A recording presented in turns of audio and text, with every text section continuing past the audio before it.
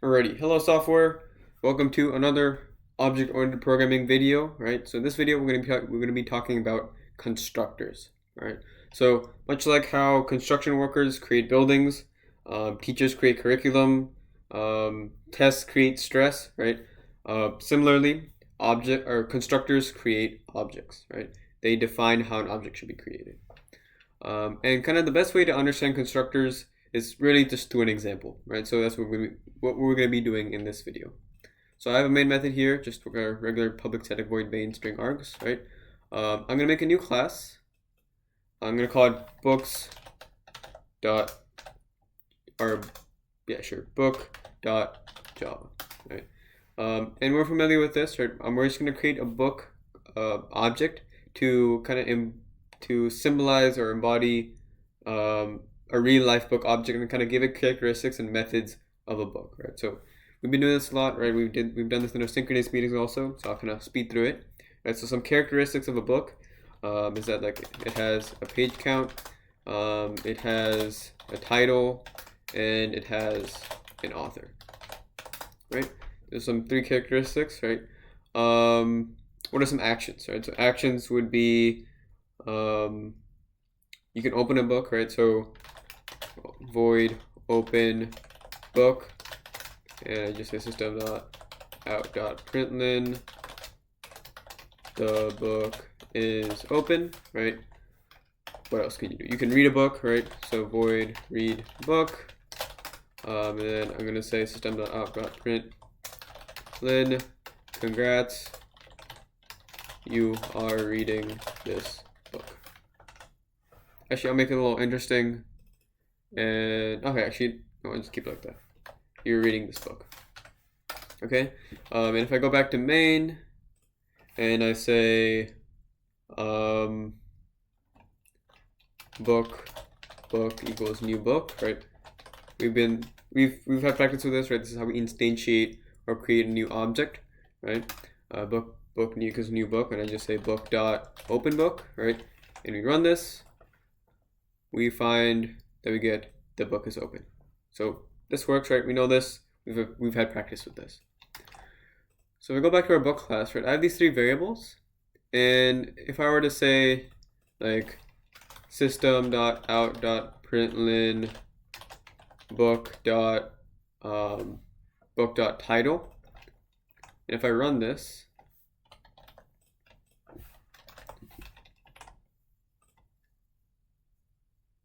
I get null, right? Because at no point did we ever assign what the book's title is, right? There are ways around this, right? We can create like a setter method, right? So we can make another method here. Let's call it void set title, and it takes a string parameter, so string title or new string new title, right? I'm gonna say title equals new title, right? And I can make another one for the author, so void set author string author, string new author, and author equals new author. All right, I'm gonna make one final one for the page count, so void set page count and int page new page count, and I'm gonna say new or page count equals new page count. As easy as that, right? So we've made three methods that basically set the values of page count, title, and author, the kind of the attributes of a book. And so before this, if I just say book dot set title Robert the rose horse, right? And if I run this now, we find that Robert the rose horse is saved, okay? But I'll be honest, this is a lot of work, right? I have to make three different methods just to give a book the basic attributes of being a book, right? If I'm a librarian and I'm making like a system to store all the books, I don't want to have to write like thousands and thousands and thousands of lines of code, right? Just to define what the books are.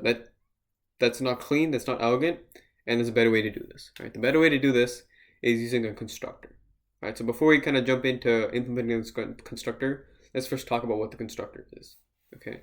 So if you see here, right, when I say new book, right, this book here is actually the constructor method, right? So you see how you have two parentheses here, right?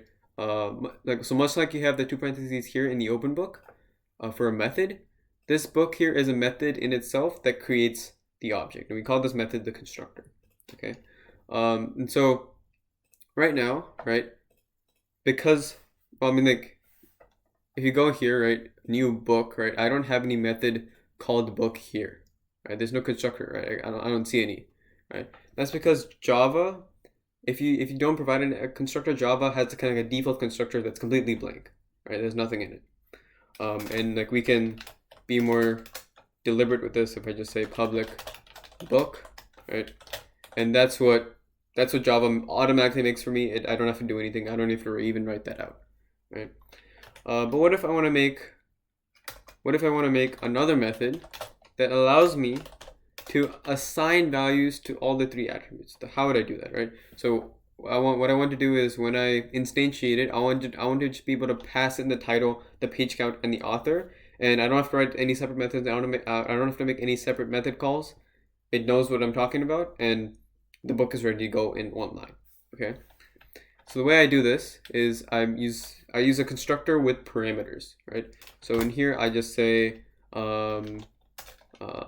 string author, string title, int page count.